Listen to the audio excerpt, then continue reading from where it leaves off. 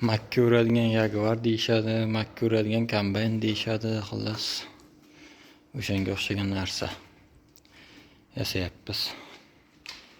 Traktorlarga qo'yadigan.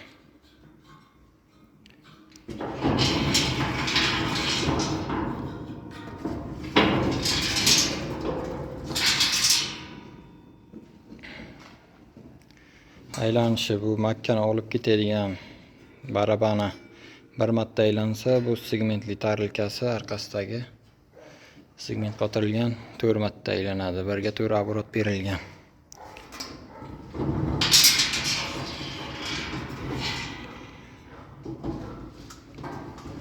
Birga 4 оборот berilgan.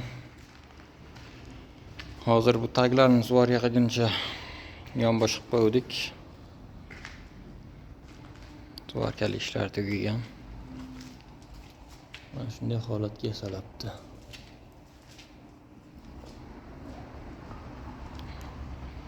Uzunligi hozir uzunligi 2.25. Bu chekkasi plankasi hisoblanmay 2.25. Baraballam diametri 70. Jaguar shunaqa Jaguar yasalabdi. Shestinalari bor ichida, ular hozir ko'rinmasa kerak. Ko'rinadimi? Xullas usti ochilgan vaqtda uni отдельный video qilib qo'yaman. Ustini ochgan vaqtimiz. Keyin bu yerda yem qoradigan mikser tayyorlaymiz. Chorva mollariga yem qoradigan mikser kattaga. Mana uzunligi eni 1.40, uzunligi 2 metrmi deyman.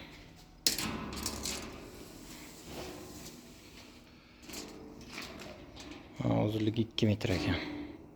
1.40 ga 2 metr. Chuqurligi 1 metr.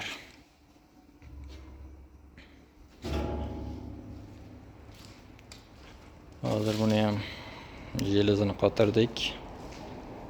Bu yoqdan bu tomonni ham jelezini qotiramiz, keyin o'rtasiga shiniga yasaladi, ichiga.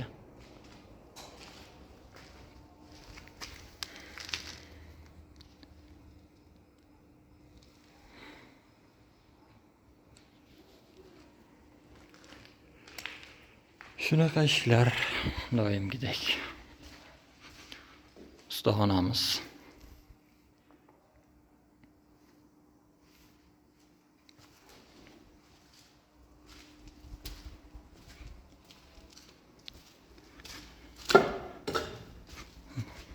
Jaguarning tishlarini plazmamiz bor, doskali. Mana bu. Shunda kesilgan mana ki. Tishlari kesilgan kusoklari. Mana shunda kesganmiz. Plazma, doskalik.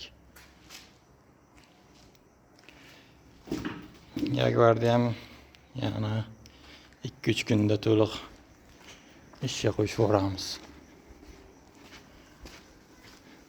Keyingi haftada ishga chiqib ketsa kerak. Izidan bu mikserda boshlaymiz. Mikserda ham Jaguarda egasi qolgan joyini olib kelsa, qolgan joylarini qo'yib taxlasak, to'qiladigan joylarini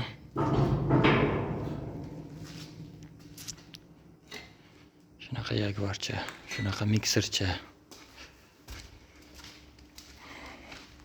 Kelsa yanchadigan freza ham yasashimiz kerak. Unga ham zakas tushgan, frezaga ham.